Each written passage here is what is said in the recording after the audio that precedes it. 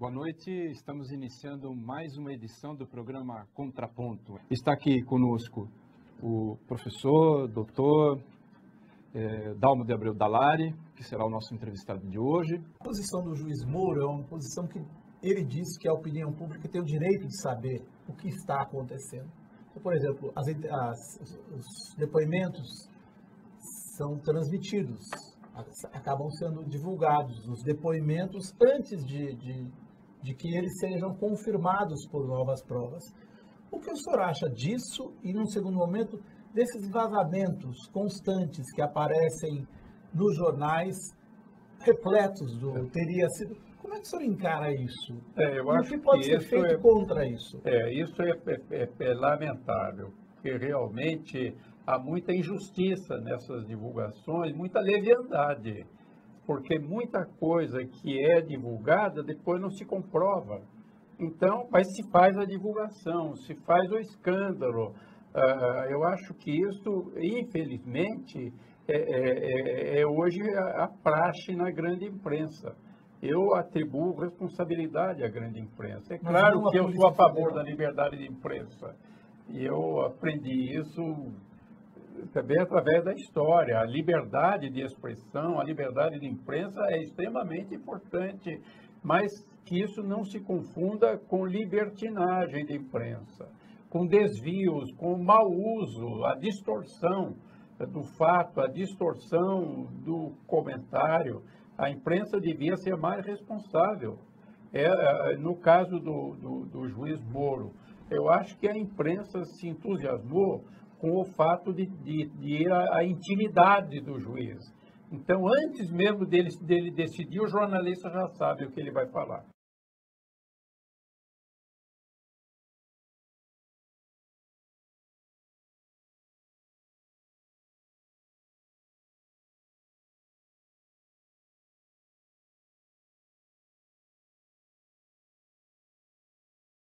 Isso é muito ruim. Então, eu acho que também os dirigentes da imprensa deveriam fazer um exame de consciência, verificar que isso é negativo, isso não é bom.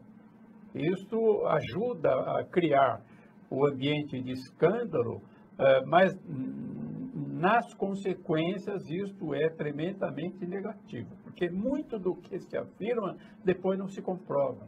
Mas aí a imagem das pessoas já foi seriamente prejudicada, né?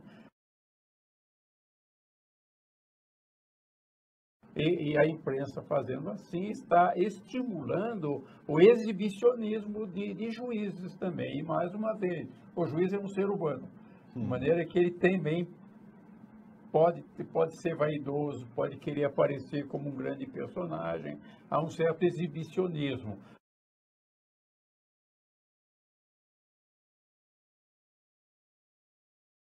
Por isso, eu cobro da imprensa uma atitude mais discreta, eu diria mesmo, uma atitude mais responsável no tratamento dos fatos jurídicos. Professor, o senhor vê algum paralelo, alguma semelhança entre o ambiente político jurídico de hoje e o 64?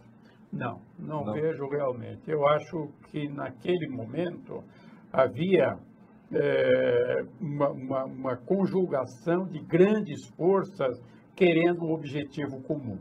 Então, eu já fiz referência para as grandes empresas, o grande poder econômico e os militares de formação tradicionalista, influenciado pelos americanos, que também facilmente tinham pavor, tinham horror à ideia de comunismo.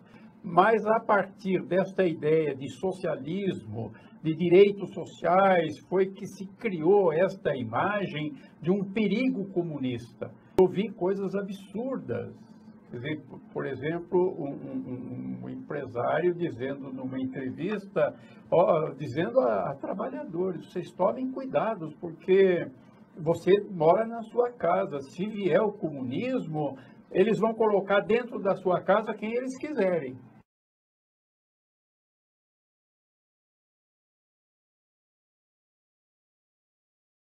E muita gente ficou apavorada com essa possibilidade. Também se fez isso no âmbito da Igreja Católica, aquele catolicismo mais tradicionalista, mais primário, e daí se criou o movimento com Deus pela família e pela propriedade, né? Porque tinha que combater o perigo comunista. Agora, hoje, não há nenhuma tese que congregue essas forças.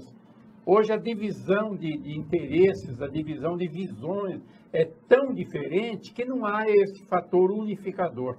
E isso a gente vê nos jornais, nas declarações, nas entrevistas, nos discursos, reuniões. Há uma diversidade enorme. Tanto que quando houve aqueles movimentos de rua, passeatas, tudo isso, eu disse, olha, esses movimentos só têm um ponto em comum. Todos são a favor do contra.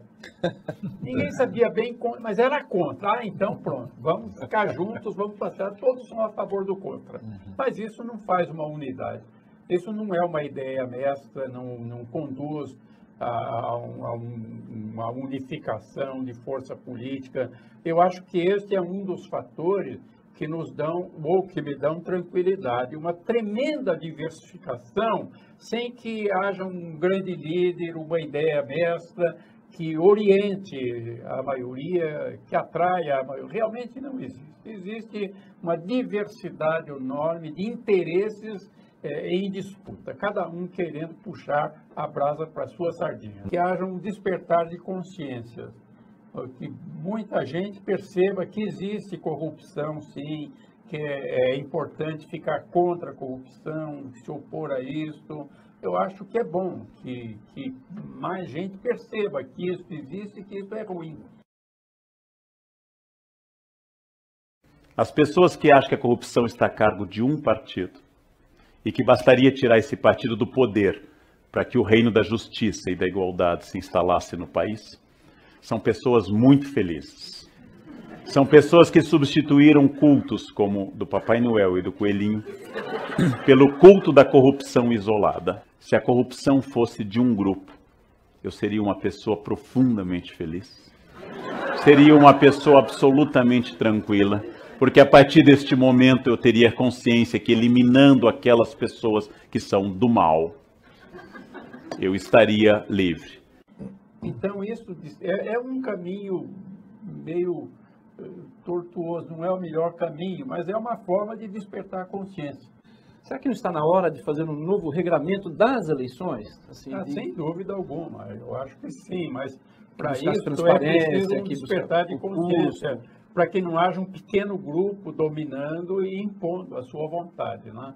Eu acho que por isso é que eu também me disponho, não quero me autovalorizar ou valorizar demais. Eu saio por aí falando onde me deixam falar, mas eu acho que o jornalista tem esse papel também de educador, de conscientizador. Sempre que possível chamar atenção para a responsabilidade social de todos. A cidadania implica direitos e responsabilidades. Então é preciso chamar atenção para isso. Esse é o caminho para evitar o lava-jato, para evitar a corrupção. E foi deste modo que nós colocamos dentro da Constituição a iniciativa popular, o povo poder propor projetos de lei. E só para terem um exemplo do que isso significa, a Lei Maria da Penha não foi iniciativa de nenhum parlamentar, foi do povo, foi iniciativa popular. A Lei da Ficha Limpa, iniciativa popular. Então, nós avançamos muito. E o que nós temos que fazer é aplicar a Constituição. Houve uma conquista extremamente importante que resultou na Constituição de 88. Principalmente a regulamentação da mídia, né? Principalmente a regulamentação da mídia, né? O 220 ao 224, né, da Constituição. Não foram. O senhor escrevia num grande jornal e depois deixou de escrever. Como é que foi essa história? Bom, eu não vou descer a pormenores, mas realmente eu tive um dia, eu escrevia no grande jornal, e aí me chamaram lá para dizer, olha, infelizmente não vai dar mais para continuar publicando os seus artigos, e aí eu vou contar um pormenor. O senhor pode falar o nome do jornal? Porque a indústria, o setor automobilístico disse que se continuarmos a publicar os seus artigos, vai ser cortada toda a publicidade. Aí eu conto o personagem, que até já morreu, o Wolfgang Sauer, que era da Volkswagen, mas que era o presidente da Associação da Indústria Automobilística, que disse ao jornal, se publicarem, acaba a publicidade. E havia algum motivo? Porque eu falava em direitos sociais. E isso era considerado indesejável. Imagine que absurdo, é uma coisa de esquerda, um perigo socialista, né? Mas eu nunca preguei violência, eu sempre falei a favor da Constituição, dos caminhos jurídicos, e falei a favor da justiça, né? Mas isso era considerado uma agressão. E por isso, então, eu perdi o espaço na grande imprensa.